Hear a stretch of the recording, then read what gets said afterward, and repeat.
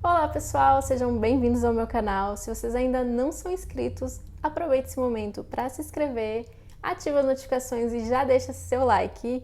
Também não esquece de me seguir lá nas outras redes sociais, que a história que eu vou contar para vocês hoje é um caso nacional, que é aquele do escoteiro que desapareceu.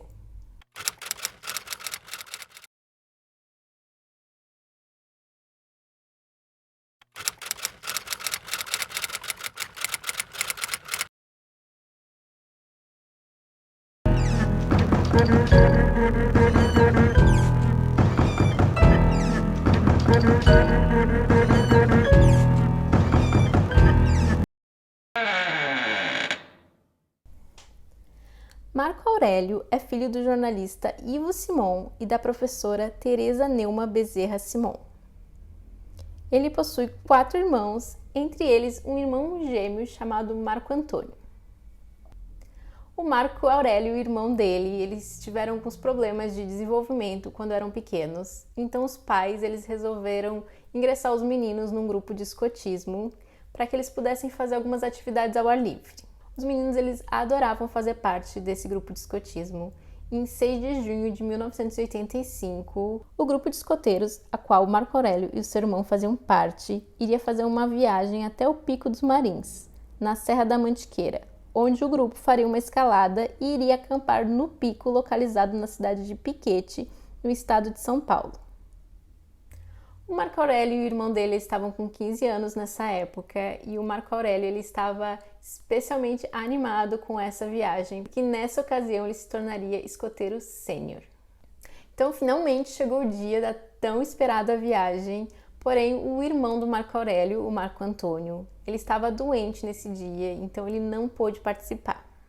O grupo então seguiu viagem apenas com Marco Aurélio, os escoteiros Ricardo Salvioni, Oswaldo Lobeiro, Ramatiz Ron e o instrutor e líder do grupo Juan Bernabeu. E o número de designação deles era o 240. O grupo então chegou ao local e dirigiu-se até a casa do Afonso Xavier, que era um guia local com mais de 50 anos de experiência. Os escoteiros eles ficariam acampados ali no terreno da casa do Afonso Xavier. Não preciso nem dizer que os jovens eles estavam super animados com essa viagem. E então, no dia 8 de junho, eles foram fazer uma trilha. Essa trilha ela foi aberta na década de 30 e ela era considerada relativamente fácil. Por conta disso, o líder, o Juan, ele acabou dispensando a participação de um guia e eles seguiram sozinhos para fazer essa trilha. O grupo então ele partiu logo pela manhã em direção ao Pico do Morro. Porém, enquanto eles estavam entre o Morro do Careca e o Pico do Marins, o escoteiro Oswaldo sofreu uma luxação no joelho. Por conta disso, eles resolveram cancelar a subida e perceberam que o melhor era eles retornarem para o acampamento. O Oswaldo ele precisou de ajuda para poder caminhar, para poder descer. E com isso, o Juan ele ficou de um lado do Oswaldo, enquanto um dos escoteiros ficou do outro lado. Então, o Oswaldo podia se apoiar no ombro dos dois para facilitar essa descida. E um outro escoteiro ele acabou levando as mochilas. É dito que o Marco Aurélio ele tinha se oferecido para descer na frente para poder ir abrindo o caminho e quando ele chegasse no acampamento ele poderia pedir por ajuda. É dito que o Juan, o líder, ele concordou com essa ideia e então ele deu um giz para o Marco Aurélio para ele ir marcando o número do grupo, o 240, pelo caminho. Aqui não fica bem claro se essa ideia de descer na frente teria sido mesmo do Marco Aurélio ou se ela teria partido do Juan. O grupo viu o Marco Aurélio pela última vez por volta das 14h30. Ao descer, o grupo ele passou por 3 pedras que tinham a marcação 240, feitas pelo Marco Aurélio, e então eles chegaram no local onde tinha uma bifurcação. O grupo então eles chegaram à conclusão de que o Marco Aurélio teria ido pelo caminho da esquerda, que era um caminho mais curto, porém esse caminho tinha mais obstáculos.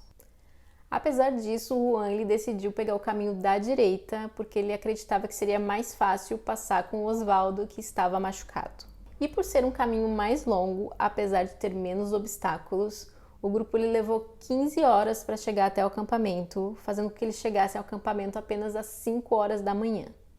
E para surpresa de todos, quando eles chegaram no acampamento, o Marco Aurélio não estava lá. Eles procuraram em todos os lugares, eles acharam que ele podia estar dormindo na barraca, procuraram pelos arredores, mas não tinha nenhum sinal do menino. O instrutor, então, o Juan, ele resolveu voltar e fazer o caminho novamente à procura do Marco Aurélio, porém ele retornou 5 horas depois sem ter encontrado o menino. Só então foi informado o desaparecimento do Marco Aurélio e uma busca se iniciou. O grupo de busca ele contava com mais de 300 pessoas e durou mais de 30 dias. Também foram utilizados cães farejadores e helicópteros nessa busca. Porém, nenhuma pista foi encontrada e nenhum sinal do Marco Aurélio. O caso acabou sendo arquivado em 1990. E como é um caso não solucionado, é claro que a gente tem muitas teorias.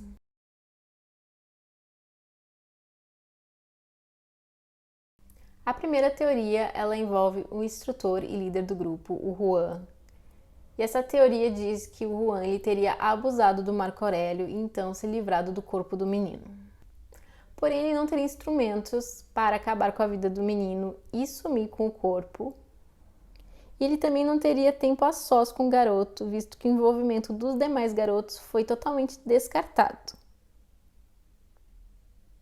E é apresentada diversas falhas nas ações do Juan, que levaram a crer que ele tinha algum envolvimento no desaparecimento do Marco Aurélio.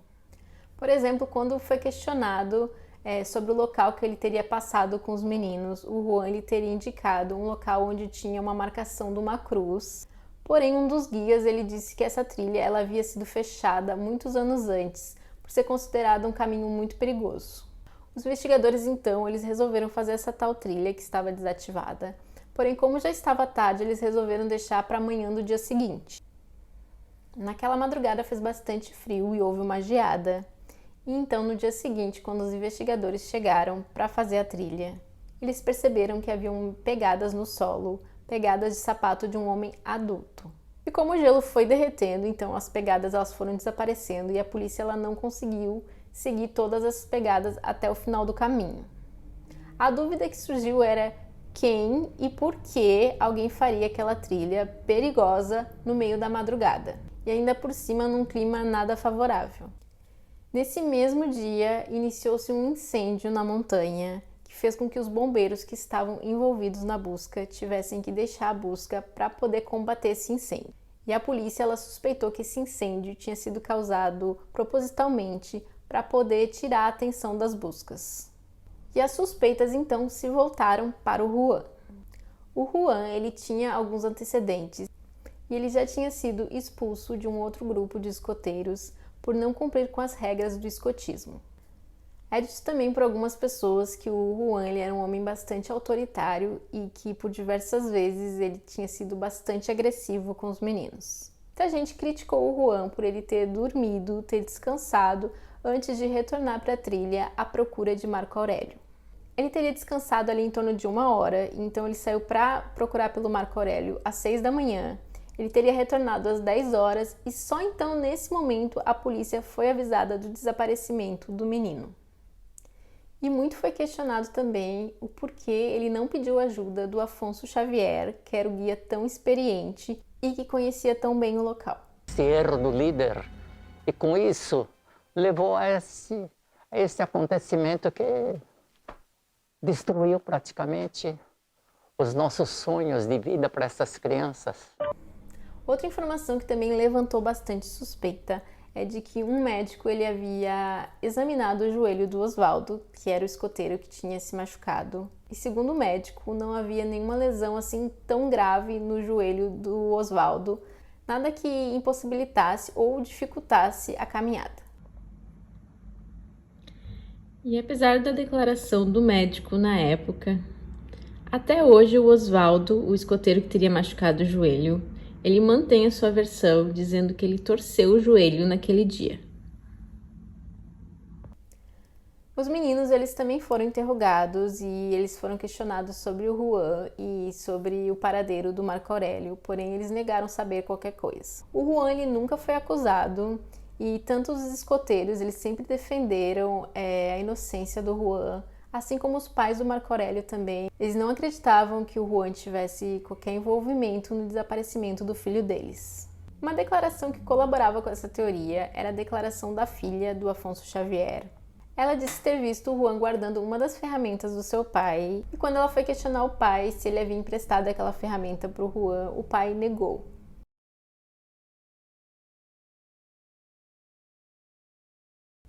Outra teoria seria de que o menino ele podia ter caído num buraco, sofrido algum tipo de acidente, ou então que algum animal podia ter atacado. Porém, nenhum dos cães farejadores farejou o cheiro do corpo do Marco Aurélio ou mesmo do seu cadáver.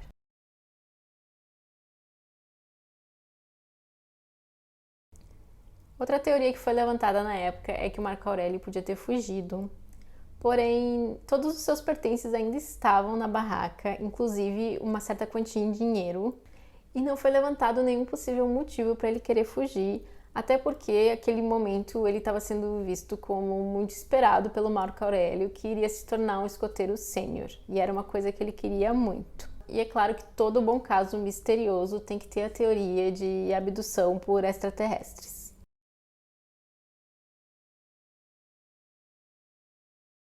É dito que na segunda noite os meninos teriam ouvido gritos vindo da mata, seguido por um apito, o som do apito que é utilizado pelos escoteiros.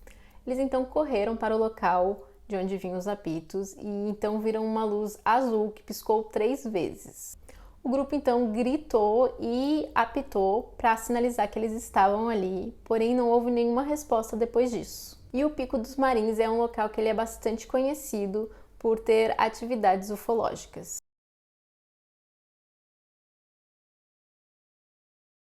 Outra teoria ela envolve o filho do Afonso, que se chamava João Vitor, e o João Vitor ele tinha uma doença mental.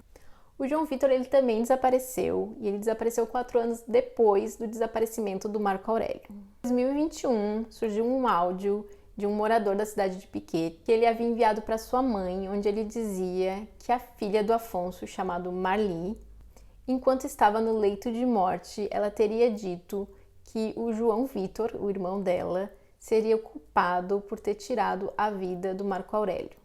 E que seu pai, o Afonso Xavier, sem saber o que fazer, desesperado com aquela situação, teria enterrado o menino embaixo da cama. A filha do Afonso morreu faz 3 dias. E antes de morrer, ela contou a verdade no hospital. Ela falou que no dia o Marco Aurélio chegou lá pedindo socorro de noite e ela tinha um irmão que não regulava da cabeça, né? Diz que o tal de João, que era irmão dela, catou a espingarda do Afonso Gide e matou o Marco Aurélio. Depois de um tempo, acharam ele enforcado no meio do mato. E o Afonso Gide ficou tão desesperado na época que enterrou ele no quarto dele, na terra, e no quarto que ele dormia. O Marco Aurélio ele teria chegado até o acampamento, até o local, então ele teria ido pedir ajuda para o seu Afonso. E nisso ele encontrou com o filho dele, o João Vitor, e não se sabe o porquê, mas o João Vitor teria atirado com uma espingarda no Marco Aurélio. A outra filha do senhor Afonso, chamada Helena, ela disse que essa história ela não é verdadeira, mas que alguns anos atrás ela teria encontrado no terreno do pai dela um local onde tinha uma terra meio que remexida. E com essas informações, o caso ele foi reaberto depois de 36 anos. Foi feita então uma busca no local com cães farejadores de ossos e também com detector de metal. Esse detector de metal ele foi utilizado porque no momento que o Marco Aurélio ele desapareceu, ele estava usando o cinto dos escoteiros e esse cinto ele tinha uma fivela de metal.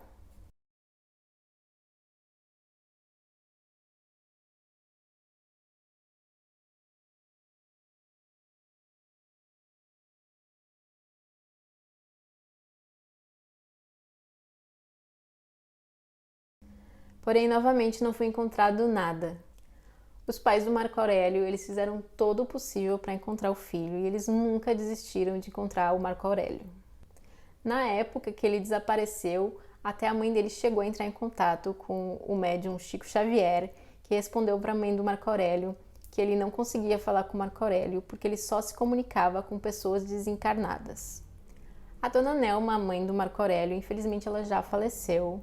E o pai do Marco Aurélio, o senhor Ivo, ele procura pelo filho até hoje. Ninguém não gostaria que acontecesse com ninguém, porque a angústia é demais. Não há nem como descrever.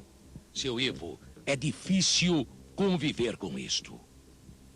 Olha, é uma preocupação que nos atinge diuturnamente.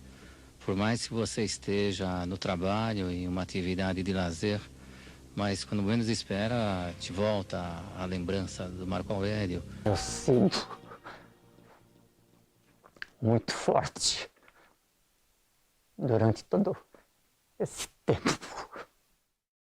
E é claro que quando esse caso foi reaberto em 2021, todos ficaram numa expectativa muito grande, achando que finalmente esse caso seria solucionado, porém não foi isso que aconteceu.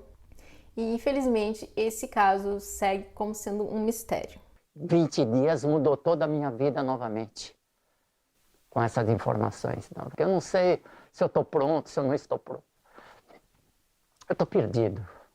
Nós dizíamos que eu era a razão e ele era a emoção. Nós nos completávamos. E é isso, eu espero que vocês tenham gostado do caso de hoje. Não esquece de deixar o seu like e de se inscrever no canal. E até o próximo vídeo.